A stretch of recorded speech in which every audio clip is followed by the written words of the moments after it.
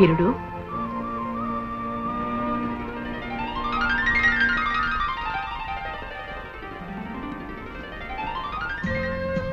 జానకి రా కూర్చో. పర్వాలేదు. 40 ఏళ్ల క్రితం మనం ప్రేమించుకునే రోజుల్లో వీరుడు అని పిలిచేదాన్ని. మళ్ళీ ఎంతకాలానికి విన్నానా యాపిల్. పిలిచేలా చేశాడు ఆయన నీ మనవడు. నా మనవడా? ఏం చేశాడు? వాడు చాలా బుద్ధిమంతుడే. అదే అదే, ఎక్కడికి పోతాయి చవట బుద్ధులు? అన్ని తాత పోలికలే, బుద్ధావతారం. ఏమిటోయ్ ఉంగబుద్ధి పెట్టావు అందగాడా? నీ మనవడిని అన్నాను లేవోయ్. నన్ను కాదా? అయితే పర్వాలేదు. ఇంతకీ ఏం చేశాడో నా మనవడు? పుంస మోహన రూపాయ అన్నట్లు అంత అందంగా ఎవడ పుట్టమన్నాడో నీ మనవణ్ణి. నా మనవరాలు నీ మనవణ్ణి చూసి మనసు పారేసుకుంది. అంటే ప్రేమిస్తుందా? మనసు పారేసుకోవడం ఉంటే అదే కదా ఈ బుద్ధు. నీ మనవరాలు నా మనవని ప్రేమిస్తుంది అంటే పిచ్చి సంతోషంగా ఉందా? సంతోషపడితే ఏం లాభం? వాళ్ళిద్దరికి పెళ్లి చెయ్యాలి కదా. వీరు, మనిద్దరి ప్రేమ ఎలాగూ ఫలించలేదు, పిందెలోనే రాలిపోయి. మన పిల్లలైనా ప్రేమించి పెళ్లి చేసుకుంటే మనం ఆను మగలం కాలేకపోయినందుకు కనీసం అయిన వాళ్ళమైనా అవుతాం. అలాగే తప్పకుండా వాళ్ళకి పిలిచాను. ఎలా చేస్తావోయ్? నీ మనవడు కూడా నా మనవరాలు ప్రేమించాలి కదా. దాందే ఉందో. ఒరే మనవడు, నువ్వు జానకి గారి మనవరాలను ప్రేమించబోయ్ అంటాను, ప్రేమించేస్తాడు. బుద్ధు, ప్రేమ పుష్పం లాంటిదోయ్, దానంతట అది వికసించాలే గాని నువ్వు నేను చెప్తే పుట్టదు. మరైతే ఎలా? ప్రేమ పుట్టేలా చెయ్యాలి. వీరుడు, ఒక్కసారి మనం ప్రేమించుకున్న రోజుల్ని గుర్తు తెచ్చు. అసలు మనం ఎలా ప్రేమలో పడ్డామో నీకు గుర్తుందా? ఎందుకు లేదా? మైసూరు ఎడ్ల బండి మీద నువ్వు, ఒంగోలు ఎడ్ల బండి మీద నేను సంతకు వెళ్తాను. నీ బండి ఇరుసు విరిగిపోయింది, దాంతో నా బండి ఎక్కావు. నీ చేతులు పట్టుకుని బండి ఎక్కించాను. కళ్ళు కళ్ళు కలిసి బండి కుదుపులకి ఒకళ్ళ మీద ఒకళ్ళ పడ్డాం. దాంతో బండి మించి కింద పడిపోయాం. ఆ పడ్డం ప్రేమలో పడ్డాం. పర్వాలేదే, మన ప్రేమని ఆ రోజుల్ని మర్చిపోయావేమో అనుకున్నాను. గుర్తుందన్నమాట. మరింకే అదే దారిలో వెళ్ళు. అలాగే, వాళ్ళిద్దరిని ఎడ్ల బండి ఎక్కించి సంతకు పంపించేద్దాం. అలాగే జీడీలు పప్పుండలు కొనుక్కోమని చెరో పావలా కూడా ఇచ్చి పంపిద్దాం. అలాగే తప్పకుండా ఇచ్చి పంపిద్దాం. వీరుడు, నీకు బొజ్జ పెరిగింది గాని బుద్ధి పెరగలేదు. అదేమిటా? ఈ రోజుల్లో పిల్లలు ఎడ్ల బండికి సంతలకు వెళ్లేవాళ్ళ? మరి సైకిల్ ఎక్కి కాలేజీలకు వెళుతున్నారు కదా. అవును. నీ మనవడు నా మనవరాలి సైకిల్ ఎక్కాడనుకో, డబుల్ సార్, బ్రహ్మాండం. కళ్ళు కళ్ళు కలవడం, ఆ తర్వాత సైకిల్ గతుకులో పడ్డం, ఒకళ్ళ మీద ఒకళ్ళు పడ్డం, తర్వాత ప్రేమలో పడ్డం. కరెక్ట్. అయితే వెంటనే నా మనవని నీ మనవరాలు సైకిల్ ఎక్కువని పంపించేస్తాను. అలా చెప్తే ఎక్కుతాటోయ్. మరి ఏం చెప్తే ఎక్కుతాడు? నీ గడియారంలో టైం వెనక్కి తిప్పేయి. తిప్పాను అనుకో. కాలేజీకి ఇంకా టైం ఉందనుకుంటాడు నీ మనవడు. ఊళ్ళో కుర్రవాళ్ళంతా కాలేజీకి వెళ్ళిపోతారు. నీ మనవడి సైకిల్లో గాలి తీసేయి. అప్పుడు వేరే దారి లేక నా మనవరాలి సైకిల్ ఎక్కుతాడు నీ మనవడు. ఆహా, ఇప్పుడు అర్థమైంది. చాలా బాగుంది. సైకిల్ కి గాలి కొట్టడం అంటే కష్టగానే తీసేయడం ఎంత ఫట్.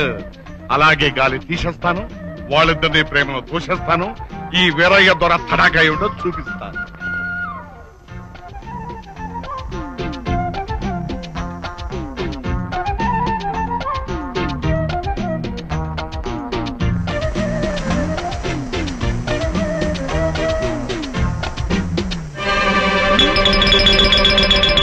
గాలిలోన తేలిపోయే విమానమెక్కర మనబడ. ఏంటయ్యా ఏం నువ్వు చేస్తున్న పని? పిల్లాడు కాలేజీకి వెళ్ళని తయారవుతుంటే పిల్లాడి సైకిల్ గాలి తీసేస్తావా? అసలు నీకు బుర్ర ఉందా? ఆహా, బుర్ర పని చేస్తుందా అంట. గాలి ఎందుకు తీసావు చెప్పు మరి కదులు. అబ్బే ఉత్తినే గాలి ఆడక ఒక్కపోస్తుంటేను. ఏంటి నీ గాలి ఆడకపోతే పిల్లాడు సైకిల్ గాలి తీసేస్తావా? ఏమిటి బామ్మ, తాతయ్య మళ్ళీ ఏం చేశాడు? అవ్వా, ఎవరితోటైనా చెప్పుంటే సిగ్గుచేటు. నీ సైకిల్ కి గాలి తీసేశాడ్రా.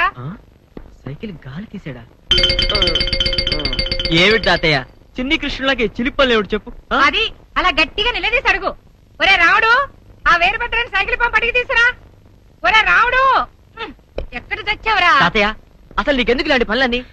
ఒరే మనోడు, ఇప్పటికే మీ బామ్మ నాకు వేడి వేడి కందులు పెట్టింది, నువ్వు కూడా కందులు పెట్టకరా. అదంతా నాకు తెలియదు. ఇప్పుడు నీ కాలేజీకి ఎలా వెళ్ళాలి? ఇవాళ ఒక్కరోజు ఏదైనా ఫ్రెండ్ సైకిల్ ఎక్కెళ్తా. ఇదిగో పంపు, కొట్టవయ్యా కొట్టు. ఏమిటి 60 ఎకరాల ఆసాముని నేను పప్పు కొట్టాలా?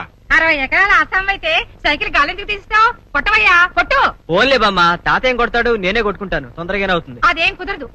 ఇంకొకసారి గాలి తీయకుండా ఉండాలంటే గాలి కొట్టడం ఎంత కష్టమో ఆ మనిషికి తెలిసి రావాలి. అలా పందిరిగుందా నిలబడి చూస్తావే, కొట్టవయ్యా గాలి కొట్టు. నువ్వు రారా అయ్యా, టిఫిన్ చేద్దు గాని. దీంతో కందులు తినేదానికంటే గాలి కొట్టడమేనయ్యా.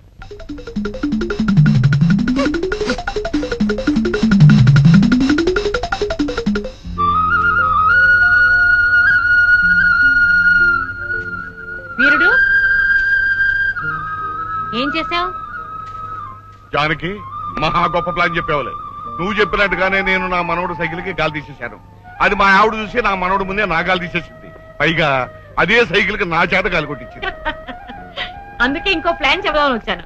సైకిల్ కి గాలి కొట్టడం కాక నీ ఇష్టం వచ్చిన ప్లాన్ చెప్పు. నీ మనవడి నోట్బుక్ చింపేయి. Note book చింపేయాలా?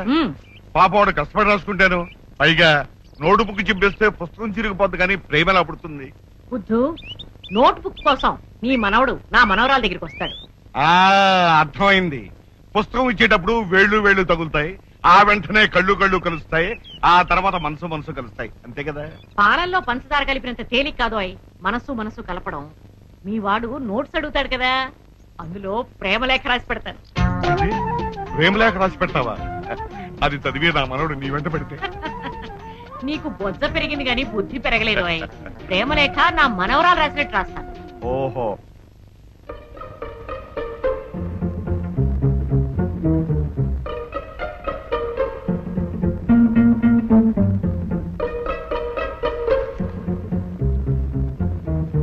తమలపాకుల గురించి రాసుకున్నావా?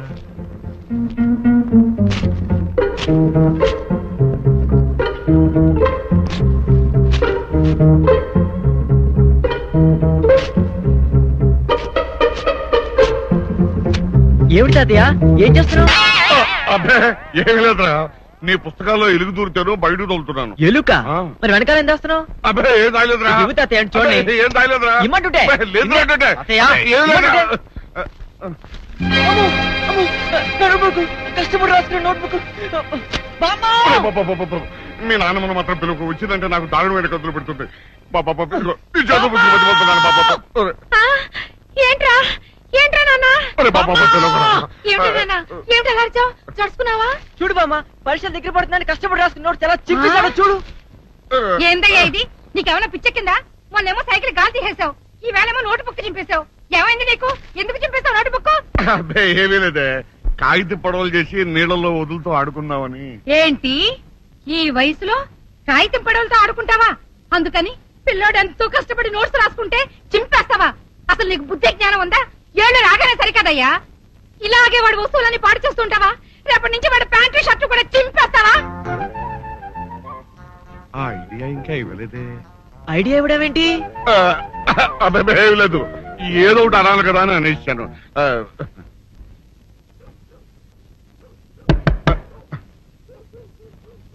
ఎవరో తలుపులు కొడుతున్నారు. ఒకవేళ దొంగలు కాదు కదా? రైట్, వెళ్ళాకరనుకో.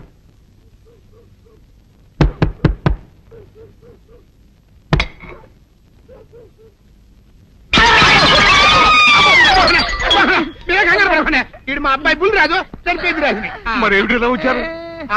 ఏం లేదండి, పూర్వం చక్రవర్తులు దొంగలు పట్టుకోవడానికి మారు వేసాల్లో తిరిగేవారు కదా, అట్టాగే ఈ ఊరు పేషెంట్ని కదా దొంగలు కాపలా గాయడానికి మారు వేసాల్లో తిరుగుదామని వస్తున్నాం.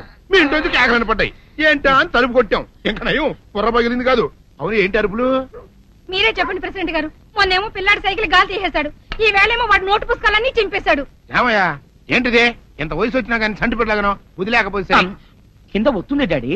బుద్ధి బుద్ధి అనాలి. తెలేరా బుద్ధి. ఇదిగో ఈ నోట్స్ చించేసినందుకు గాను మళ్ళీ ఆ నోట్స్ తిరగరాయాలని నేను నీకు సెట్ చేసేసానయ్యా. కరెక్ట్. అదెలా కుదురుతుందయ్యా? నాకు చదవడం తప్ప రాయటం రాదే. ఇది క్లిష్టమైన సమస్య డాడీ. ఏమీ కిలసడమైన పరిస్థితి కాదు. ఆయన చించిన అన్ని అంటిస్తాడు, నువ్వు వాటిని చూసి మళ్ళీ నోట్ తిరగరాయి. నోట్ రాయడం నేర్చుకున్నట్టు ఉంటది, ప్రజా సేవ చేసినట్టు ఉంటది. ఇదేం బాగోలేదు డాడీ. తప్పు ఒకరు చేస్తే శిక్ష ఒకరికా? అందుకే నేను అనేది ఇంకొక నాన్నకు పుట్టినా బాగుండేదనే. రే, ఆ తప్పుడు కొద్దు ఇలా సంబంధ వార్త వస్తుంది.